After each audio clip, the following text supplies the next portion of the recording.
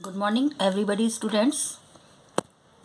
Today we have start chapter 7 Conservations of Plants and Animals.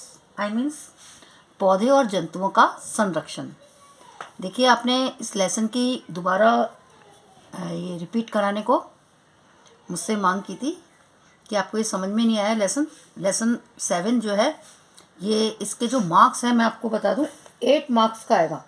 इसमें से जो questions हैं वो आपके 8 मार्क्स के बनेंगे. 8 मार्क्स के क्वेश्चंस प्रोवाइड होंगे इस लेसन में से. So this chapter is very most important chapter है और मेजर क्वेश्चन भी प्रोवाइड हो सकता है इस लेसन से. So please watch here. आप इस पर ध्यान दीजिए. अभी जो मैं पढ़ा रही हूँ आपको इस चैप्टर के अंदर हम आज इस वीडियो में कुछ टॉपिक डिस्कस करेंगे. और सबसे पहला हम टॉपिक जो लेने जा रहे हैं वो है डिफॉरेस्टेशन एंड इट्स कॉजेस, मतलब वनोन्मूलन और उसके कारण. और फिर हम उसके रिजल्ट्स भी पढ़ेंगे, उसके क्या परिणाम होते हैं. क्लियर. फिर सेकंड टॉपिक हम लेंगे conservations of forest and wild life, यानी वन और वन्य प्राणियों का संरक्षण. ये है. फिर इसके बाद में नेक्स्ट टॉपिक जो है हमारा सूखा होगा, ड्रॉट. एंड नेक्स्ट टॉपिक होगा डेजर्टेशंस, मरुस्थलीकरण. और फिर इसका कंजर्वेशन करना, संरक्षण करना. ये है. क्लियर. जैसे कि मैंने आपको इसके अंदर पूरा डिनोट कर रखा है कि आज हमारा जो टॉपिक्स हैं वो.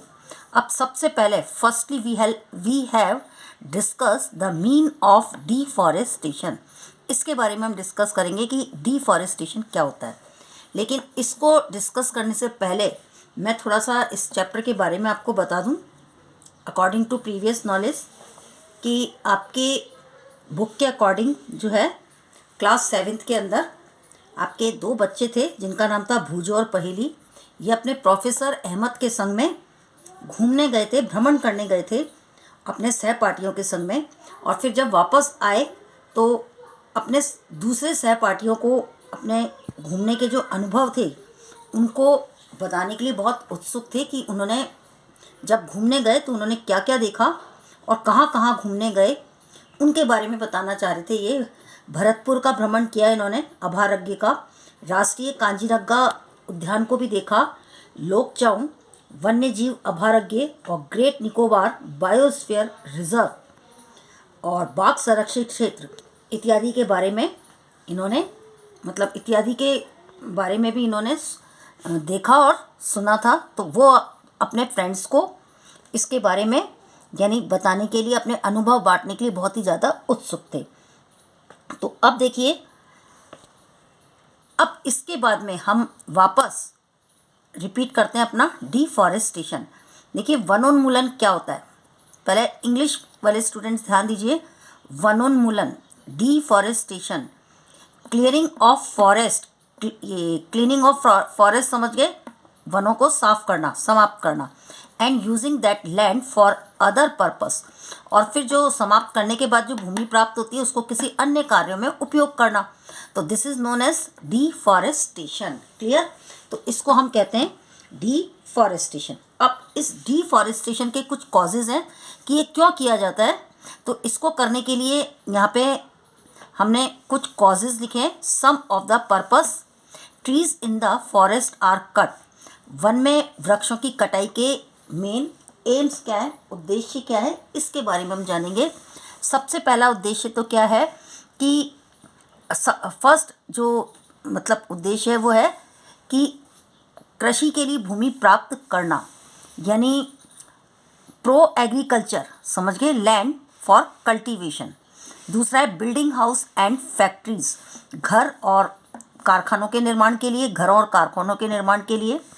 फिर आपके making furniture and using wood as fuel, यानी इसका मतलब क्या है कि फर्नीचर बनाने के लिए और ईंधन के लिए, यानी इतने कामों के या इतने पर्पस के लिए जो है वनों को काटा जाता है. अब एक बार और मैं रिवाइज कर रही हूँ, क्वेश्चन आ सकता है. What do mean deforestation and right it causes. तो आप क्या लिखेंगे. फर्स्ट कॉजेस प्रो ये क्लियरिंग लैंड फॉर कल्टीवेशन, यानी इट मीन्स कृषि के लिए भूमि प्राप्त करना. दूसरा बिल्डिंग हाउसेज एंड फैक्ट्रीज, घरों और कारखानों के निर्माण के लिए। और तीसरा making furniture using would and fuel, यानी फर्नीचर बनाने और लकड़ी का ईंधन के रूप में उपयोग करने के लिए। अब इसके अतिरिक्त देखिए सम नेचुरल कॉजेज भी होते हैं डिफॉरेस्टेशन के, ये are forest fire and severe droughts, यानी प्राकृतिक कारक जो है दावानल और भीषण सूखा पड़ना है। तो भीषण सूखा या दावानल भी जो है ये भी इसके कुछ कॉजेज़ हैं और इनको हम नेचुरल कॉजेज़ कहेंगे। ये सब नेचुरल कॉजेज़ है। क्लियर? तो ये हमारा कॉजेज़ एंड डिफॉरेस्टेशन कंप्लीट हो गया। अब हम आते हैं नेक्स्ट, ये वनोन्मूलन के रिजल्ट क्या होते हैं, परिणाम क्या निकलते हैं। अब इसके बारे में देखिए, मैं वनोन्मूलन के परिणाम बता रही हूँ, रिजल्ट्स क्या होते हैं। अगर हम वन काट देंगे तो आप जानते हैं पेड़ पौधे जो होते हैं, वनों में उपस्थित पेड़ पौधे क्या करते हैं, वायुमंडल में उपस्थित कार्बन डाइऑक्साइड का उपयोग करते हैं अपना भोजन बनाने के लिए। तो अगर हम पेड़ पौधे काट देंगे यानी वनोन्मूलन कर देंगे तो पृथ्वी पर ताप और प्रदूषण जो है इसके स्तर की क्या होगी, वृद्धि होगी। और वायुमंडल में कार्बन डाइऑक्साइड का स्तर बढ़ेगा। और जब कार्बन डाइऑक्साइड का स्तर बढ़ेगा यानी तो भौम जल का भी, और जो भौम जल जो है, भूमिगत जल जो होता है, अंडरग्राउंड वाटर जो है, उसका निम्नीकरण हो जाता है। और जो नेचुरल बैलेंस है प्रकृति का वो क्या होगा, इफेक्ट होगा। और इसके अतिरिक्त एक और होगा कि भूमि की जो फर्टिलिटी है वो भी कमी आएगी, वर्षा नहीं होगी। पेड़ पौधों से वर्षा होती है, यानी बाढ़ और सूखे जैसे प्राकृतिक आपदाओं की संभावना बढ़ जाती है। और ये जो कार्बन डाइऑक्साइड बढ़ती है ना वायुमंडल में, जो कि प्रकाश संश्लेषण की क्रिया में भोजन बनाने के लिए पेड़ पौधे उपयोग करते हैं, और कम वृक्ष होंगे तो कार्बन डाइऑक्साइड की उपयोगिता जो है कम होगी और वायुमंडल में इसकी मात्रा जो है बढ़ेगी। तो वायुमंडल में इसकी मात्रा बढ़ने से क्या होगा, आपके अर्थ के ऊपर जो उत्सर्जित ऊष्मीय विकिरणों का जो प्रग्रहण होता है वो CO2 कर लेगी। और इसका इफेक्ट जो है ग्लोबल वार्मिंग पर भी पड़ेगा, यानी ग्लोबल वार्मिंग होने के चांसेस होंगे। पृथ्वी का ताप बढ़ेगा और जल का चक्र का संतुलन भी बढ़ेगा और वर्षा दर में कमी आएगी, जिसके कारण क्या होगा, ड्रॉट होगा, सूखा पड़ सकता है। ये आपकी डेफिनेशन इसी से रिलेटेड है, परिणाम से जो मैंने नीचे लिखी है क्लियर हो गई। अब देखिए सॉइल के जो करेक्टर्स होते हैं उनमें भी चेंजेस आएगा वनोन्मूलन के कारण। उनकी फिजिकल और केमिकल जो प्रॉपर्टीज़ है उसके ऊपर इफेक्ट पड़ेगा। और अर्थ के ऊपर जितने भी जो ट्रीज़ वगैरह जो होते हैं ये अगर कम हो जाएंगे यानी पेड़ पौधे कम होंगे तो एक और इफेक्ट है इसमें, सॉइल इरेशन। सॉइल इरेशन किसे कहते हैं, मृदा अपरदन। यानी पेड़ पौधों की जो जड़ें होती हैं, यानी वृक्षों की जड़ें जो होती हैं वो क्या करती हैं, मृदा को बांध के रखती हैं। और जब हम वनोन्मूलन ही कर देंगे, डिफॉरेस्टेशन कर देंगे, तो इसमें इसका इफेक्ट क्या पड़ेगा, अर्थ के ऊपर, भूमि के ऊपर मृदा अपरदन अधिक होगा, यानी सॉइल इरेशन के अधिक चांसेस होंगे। यानी मृदा की ऊपरी परत जो है वो हटेगी, कठोर चट्टानें दिखाई देने लगेंगी। कि जो है ये डिफॉरेस्टेशन से आपकी मृदा में यानी सॉइल इरेशन जिसका मैंने बताया, मृदा अपरदन होगा। अब आपके मृदा अपरदन के साथ में जो फर्टाइल सॉइल जो होती है वो किस में कन्वर्ट हो जाएगी, मरुस्थल के अंदर परिवर्तित हो जाएगी और इसे हम कहते हैं मरुस्थलीकरण। तो ये क्लियर भी हो गया डिफॉरेस्टेशन। मरुस्थलीकरण क्या होता है, भूमि का उर्वर मतलब भूमि की जो उर्वर क्षमता जो होती है वो धीरे धीरे कम हो जाना, यानी मरुस्थल में परिवर्तित हो जाना। मरुस्थल जानते हैं, राजस्थान ज़्यादातर मरुस्थल प्रदेश कहलाता है, कम पेड़ पौधे होते हैं, तो ये मरुस्थलीकरण कहलाता है। ये हो गया। अब इसका हमें संरक्षण कैसे करना है, तो अब इसके बारे में देखेंगे। इसके संरक्षण के लिए आपके पहेली और भुजों ने और अपने सहपाठियों के संग में जयमंडल संरक्षित क्षेत्र का भ्रमण किया और फिर उन्होंने ये आयोजन बनाया कि हमें क्या करना चाहिए, पेड़ पौधे लगाने चाहिए। और एक जगह का भी नाम दिया इन्होंने, पचमढ़ी जैव मंडलीय संरक्षक नामक क्षेत्र को चुना है इन्होंने। और इस क्षेत्र में पौधे और जंतु और ऊपरी हिमालय की शाखाएं जो श्रृंखलाएं होती है और निचले पश्चिमी घाट जो हैं वो सब समान हैं। तो वहाँ पर इन्होंने अपनी इस क्षेत्र में जैव विविधता को चुना बढ़ाने के लिए और इस क्षेत्र को संरक्षित क्षेत्र के मार्गदर्शन के लिए मतलब मार्गदर्शन करने के लिए अनुरोध भी किया तो इस तरह से जैविक महत्व के क्षेत्रों का संरक्षण हमारे राष्ट्र की परंपरा का एक बहुत ही महत्वपूर्ण भाग होता है। तो ये है। अब जो हमारी सेकंड वीडियो होगी वो होगी बायोस्फीयर कंजर्वेशन।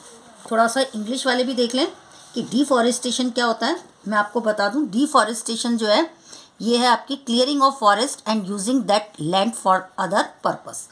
फिर एम्स क्या है इसके जो एम्स हैं या जो मेन पर्पस है डिफॉरेस्टेशन का, फर्स्ट पर्पस है procuring land for cultivation, second है बिल्डिंग हाउसेस एंड फैक्ट्रीज, और थर्ड है मेकिंग फर्नीचर और यूजिंग वुड एज फ्यूल। समझ में आ गया होगा आपको।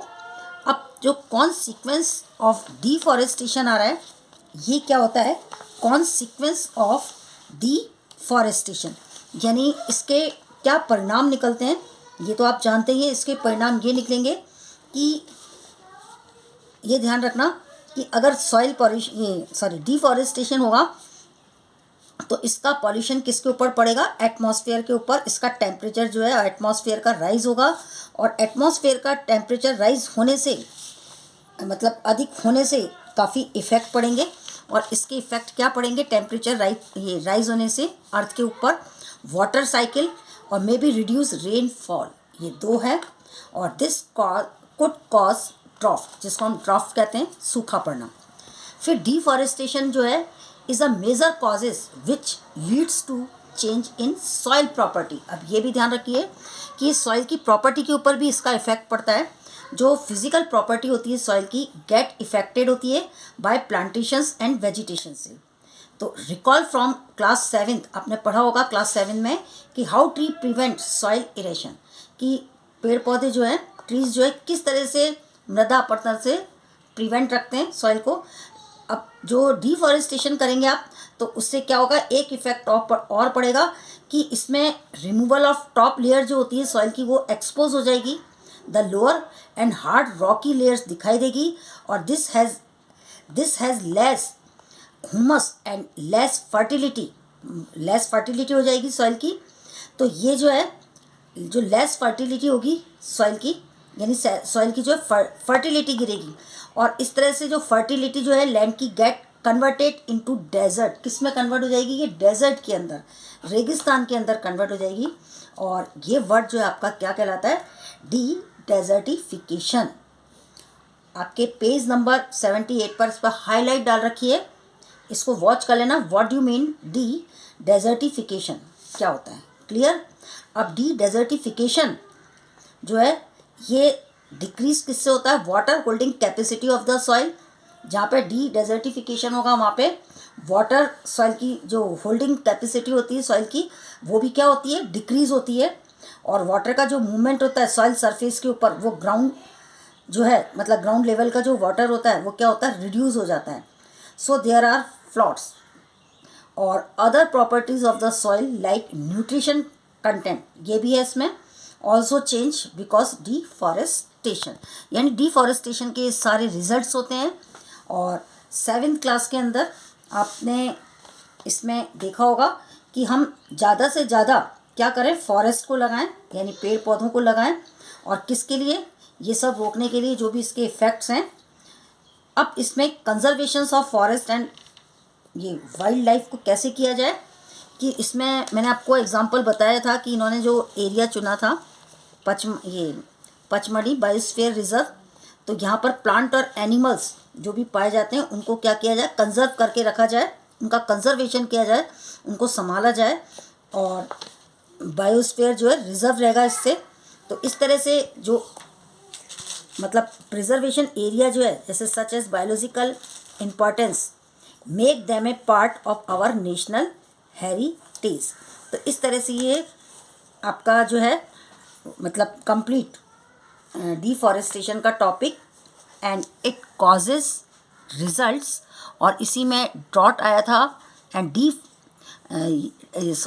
ये desertification and it's conservation.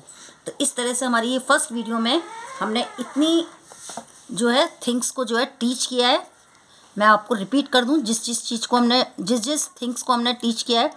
First है what do mean deforestation, second topic था एंड इट कॉजेज, इसके क्या कॉजेज थे, एंड रिजल्ट, और फिर इसी के अंदर डिफॉरेस्टेशन के अंदर ही हमने डॉट सूखा, D desertification and conservation. Now next video में अब हम देखेंगे कि बायोस्फीयर रिजर्व क्या होता है। बायोस्फीयर रिजर्व जो है यानी जैव मंडल का आरक्षण हम कैसे करेंगे।